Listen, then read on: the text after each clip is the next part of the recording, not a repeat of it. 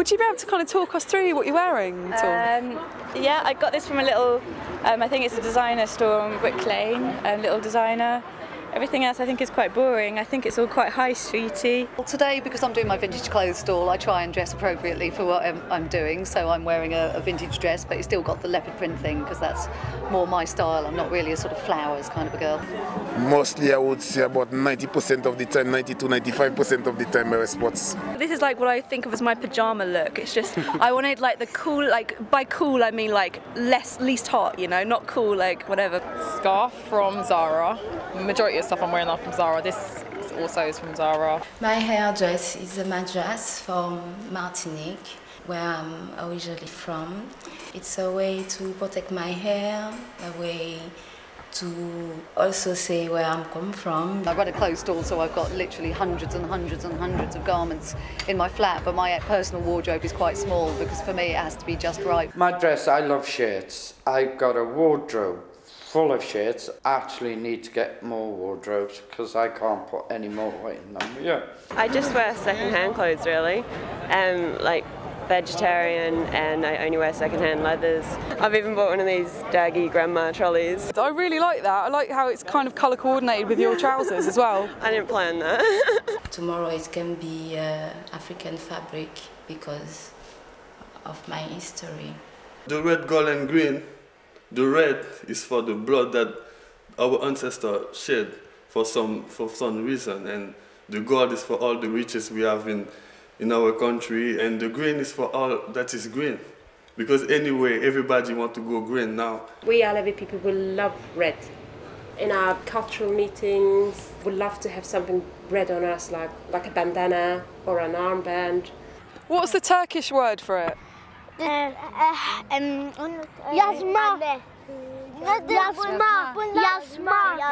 Anne, bu nedir Turkish? Başörtü. A necklace my boyfriend made actually, which is very exciting. Oh really? He's a model maker and he copied it and just kind of made his own little thing. At the beginning of each new year, I do a kind of drawing of what I want to do that year. And last year, at the beginning of 2009, I did a drawing of my arm with a rose on it without really thinking about it too much. And I realised that I'd made my decision about my tattoo. It's the most symbolic flower. It's the most printed pattern in the world. It's also got lots of symbolism, religious symbolism, political symbolism, royal symbolism, as well as having other meanings. Well, that one's done local. It's a Japanese one. It's a Japanese demon. It's based on an old 16th century Japanese woodcut. He collects souls, so he chops off heads and collects their souls. So he's got one head in his hand and one clipped on his belt on his waist. I love skeletons. I've got a fanatic thing about skeletons. We're all going to land that head that way. You know, we're heading each... We get older and we get older and we do become skeletons.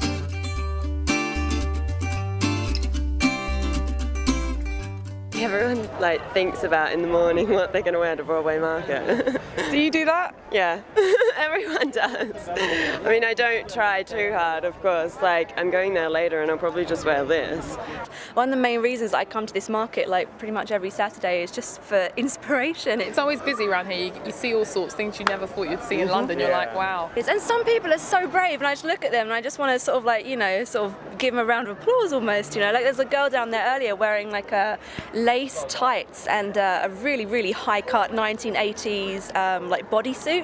And I just thought, wow, I mean, I wouldn't even wear that in the house. When I go back to my hometown of Peterborough, I feel like I'm being judged, even if I'm wearing what no one would notice in London. So I think actually in London in general and in Hackney specifically. In Hackney you have different varieties of shops, different things you can look for that you wouldn't necessarily find if you're in Bromley.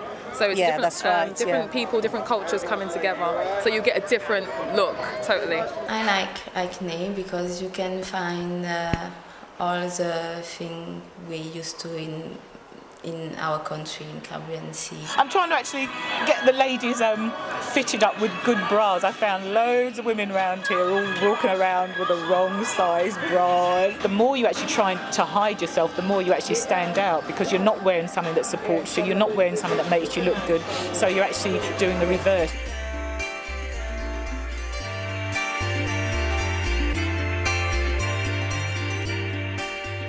my hair is my roots.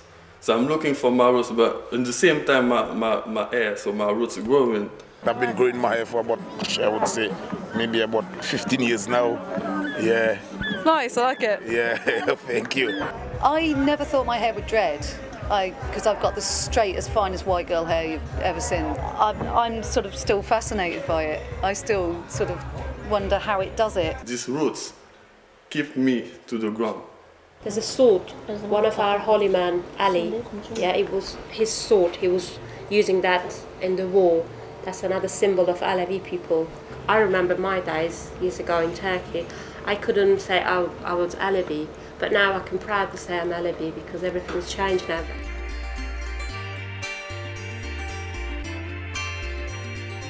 If you walk dirty on the street, people will say, oh, he's nasty. You understand? You have to keep yourself to yourself, keep yourself clean. That's how I believe. That's how I was brought up anyway. She wears it because no one should see her hair. No one shouldn't look at his hair. That's why he's wearing a scarf. Oh, because no one should look at her hair. He likes it so much. Are you girls going to wear one when you're a bit older, do you think? I'm not sure. I am. We look at everyone as the same. We don't have any objection towards other people, the way they dress up, the way they speak, because that's against our philosophy. Yeah, we take them as humans. Yeah. So. Probably the way I dress reflects, or if they think, reflects me. That I look a bright person and open, and they feel they can approach me. Beauty is confidence. Beauty is a smile. Beauty is just saying, being reciprocal. Somebody says good morning and you say good morning back. I always say there's two things, there's fashion and there's style. And fashion is what you're told to wear. That's what's on all the programmes and in the magazines.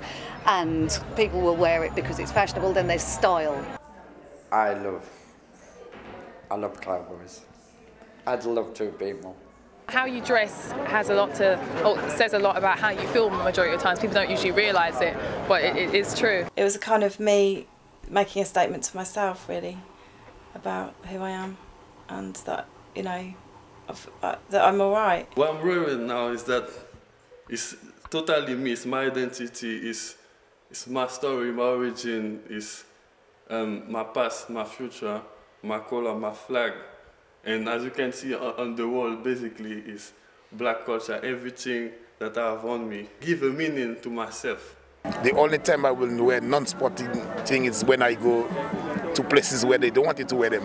Apart from that, that's how I live. Yeah. Aleviler, Alevi bayanları bir kere yani modern bayanlardır. Kapalı giyinmezler. İstesen tercümanlık yap. It's like proper like trousers and a top like that. That'll do. We don't need to cover our faces because that's not what Alevism means. It's got a lot of memories and a lot of people and a lot of places and that in it. A lot of these beads have meaning or were given to me by people who are important to me, or were from a holiday or a place or something like that. Most of them are sort of souvenirs when I go on holiday. So when I've been somewhere different, I have a tattoo done, so I've always got a reminder there. If you look that confident and that sort of out there, I don't think anyone's going to say anything. They're too scared of you, really. It's like if Grace Jones was walking down the street, you wouldn't say a thing, you know, you'd just be like in awe of this person who just has like so much confidence that nothing you say can touch them. This is my style, and this is how people know me. Yeah, it's tipped, make sure that's on, and make sure my little thing is, and that's me.